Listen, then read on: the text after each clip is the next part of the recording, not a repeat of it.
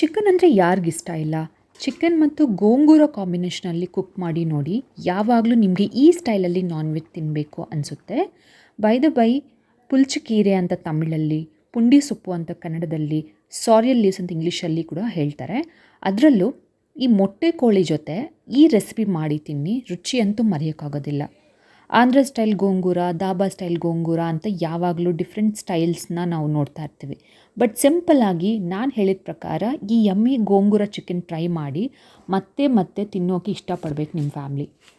Check my detailed video on cooking this gongura chicken with simple and easy ingredients. You can cook and serve your family. Wait, not only with chicken, you can try with mutton also.